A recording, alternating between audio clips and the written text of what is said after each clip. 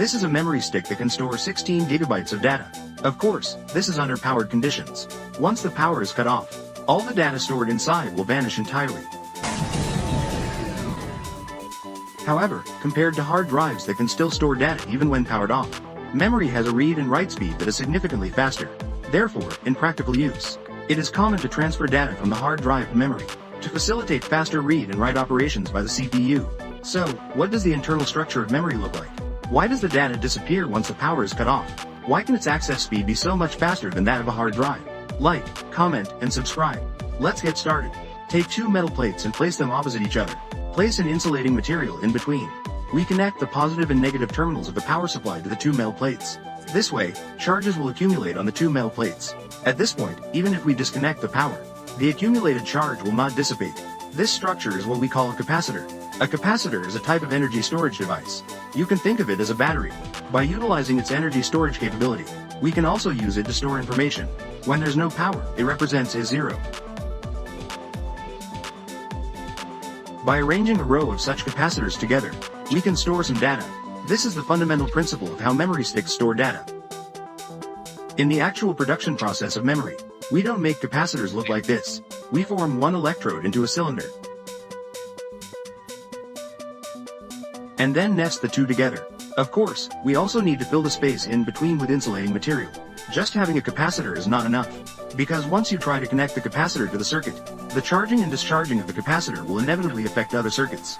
So we need to equip the capacitor with a gate. When the gate is closed, the capacitor is isolated from the outside. It can quietly be itself. So how should this gate be constructed? Actually, just placing a transistor will do. Generally, this transistor is non-conductive. The capacitor is isolated from the outside world. However, there is an electrode on this transistor. Once you apply a voltage to this electrode, the transistor will turn on. The capacitor will then be connected to the outside world. If you are not familiar with the principles of transistors, you can watch my previous videos on PN junctions and MOSFETs. Those two episodes covered the details very thoroughly. Therefore, a capacitor paired with a transistor forms the most basic storage structure in memory. This structure is also known as the 1T1C structure. T stands for transistor, and C stands for capacitor. We take multiple 1T1C structures and arrange them in a line. We extend the wires connecting the capacitors. When all these transistors are turned on, these wires are effectively directly connected to the capacitors. We can directly manipulate the capacitors through these wires. One wire controls one capacitor, because the data that a capacitor can store is either 0 or 1, which is 1 bit of data. Therefore, this wire is also referred to as a bit line. In English, it's called bit line. Of course, this is under the condition that the transistor is conducting. The bit line can then operate the capacitor. We can also connect another line to the control terminal of the transistor. By applying voltage to this line, all the transistors in this row turn on. Once the voltage is removed, these transistors all turn off. This line is used to control the on-off state of all the transistors on the line. In English, it's called word line. In Chinese textbooks, it is translated as Zixian, Zixian. Oh, this translation. The word, word, in English means a unit of language. So, words are made up of multiple letters. This layer of meaning is contained within. Therefore, this row of storage structure represents a piece of information. When combined, they form a word in English. However, if you translate word directly into Chinese as Z, then one Z is just that one character. So, I personally think the translation isn't very good. But after all, it has been used for so many years. We still refer to it as a word line here. As long as everyone understands the meaning behind it, that's fine. So why do we need a word line like this to control the on and off? Let's add another row of one transistor, one capacitor structures. Similarly, this row will have several bit lines drawn out. If each capacitor had a separate bit line drawn out, that would simply be too many. So we can connect the bit lines of this row with the bit lines of the previous row. This way, the two rows of capacitors will share a set of bit lines. At this point, the two word lines used for controlling the on and off can come into play. We apply voltage to this word line. Then the transistors in this row will conduct. This set of bit lines is now connected to this row of capacitors. And if we apply voltage to the other word line, then the transistors in this row will also conduct. And the set of bit lines connected will be to this row of capacitors. If we apply voltage to both word lines at the same time, both rows of capacitors will simultaneously connect to the bit lines. It's all in disarray. Therefore, only one word line can have voltage at the same time. The word line actually serves as a selector. We specify which row of capacitors we want to operate on. A voltage is applied to the corresponding word line of that row. This way, the bit lines below will connect to the capacitors in that row. We can then operate on the corresponding capacitors through these bit lines. Of course, the actual memory contains more than just this small amount of 1 transistor 1 capacitor structures. For DDR5 memory, it has this many. There are 65,536 rows vertically. That means there are 65,536 word lines. There are 8,192 columns horizontally. That translates to 8,192 bit lines. When a particular word line is activated, all 8,192 capacitors in that row will be connected to their corresponding bit lines. This 65,536 by 8,192 array is referred to as a bank. In Chinese, it's usually translated as library. 32 such banks can form a memory chip. The memory chip is then packaged. It is soldered onto a circuit board. This is a memory module.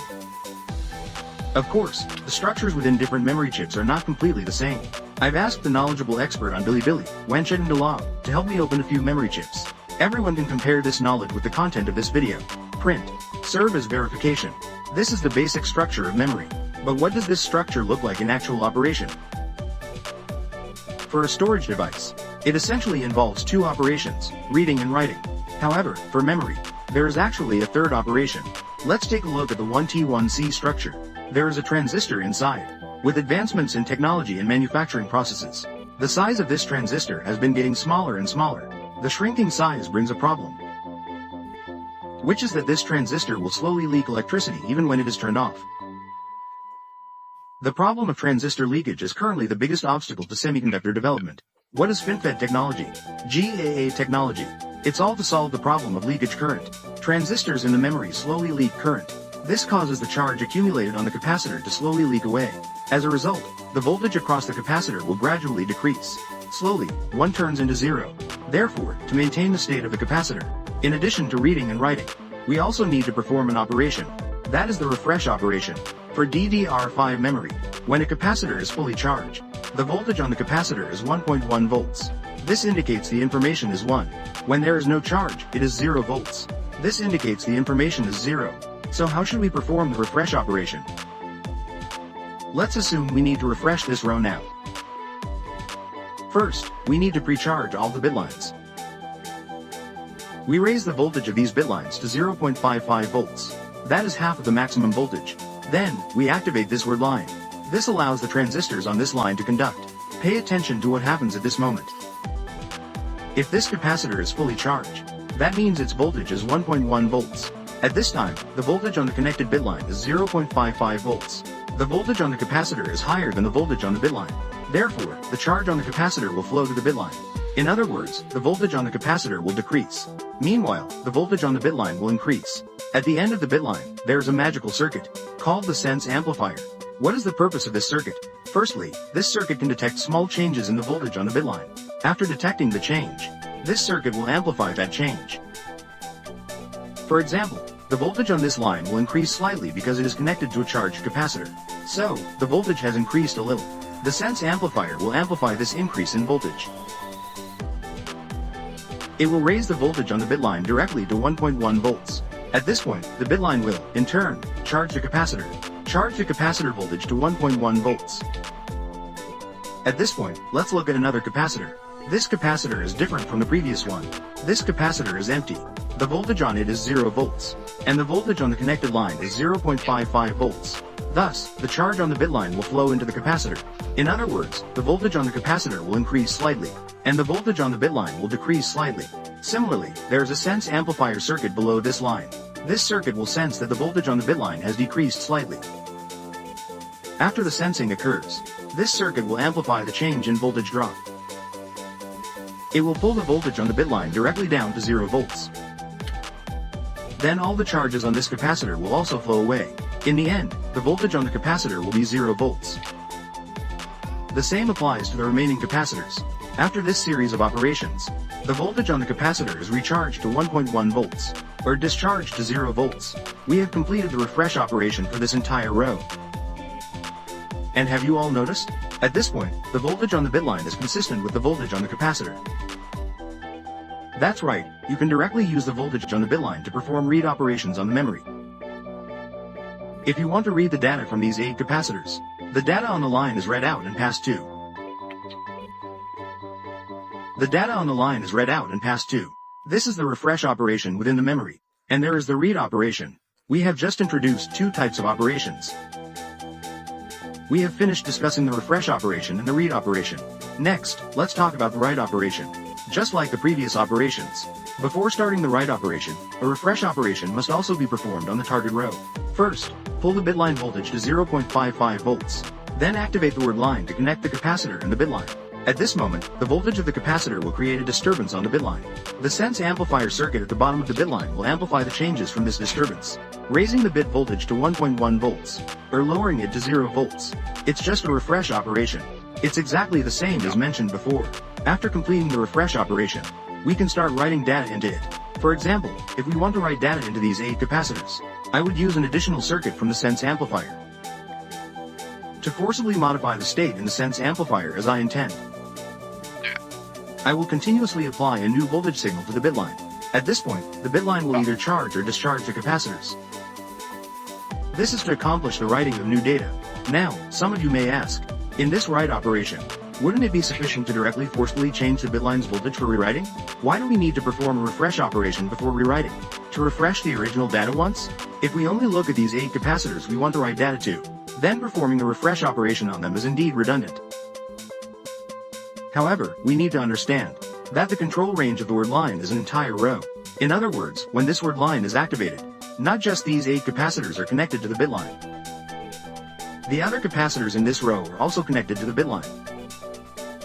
These 8 capacitors, we will refresh them with a new voltage. The charges on the other capacitors will completely dissipate with the bit line. So we perform a refresh operation in advance, to keep the bit line voltage consistent with this row's voltage. When we are writing to these 8 capacitors, the data on the other capacitors can be preserved. Through this video, you can actually see, the read and write operations of memory are quite cumbersome. Moreover, capacitors can also leak electricity. We also need to periodically refresh the capacitors. These issues lead to memory speeds being relatively slow. So, is there a storage device that is faster? I believe you have heard of. Inside the CPU, there is something called a register. There is also something called cache. Their storage capacity is limited, yet they have astonishing speeds. AMD's 9800X3D is notable for stacking 96 megabytes of L3 cache, thus achieving astonishing gaming performance. So, why do registers and caches have such high read and write speeds? What differences are there in their structure compared to the memory we're discussing today? Follow me and we'll continue this discussion in the next episode. Today, we introduce the principles of DDR memory. Does anyone feel like something is missing? By the way, it's this extremely important sense amplifier. I played dumb and didn't explain it to everyone. There are generally 2 ways to explain this circuit. One way is to pick it apart bit by bit. It's plain and tedious. But I actually prefer another way of explaining it. This explanation will tell you, there is a latch in this circuit. The latch is the star of our next video. It is the fundamental circuit that constitutes registers and caches. In the sense amplifier circuit, this latch is located here. Let's compare it with a standard 6T latch. Yeah, it really does resemble it, right? So I decided that after explaining registers and caches in the next episode, let's go back and release a DLC for this memory episode, specifically discussing this sense amplifier circuit. It will cost 2 coins then. I hope everyone supports it. Alright, see you next time. Goodbye.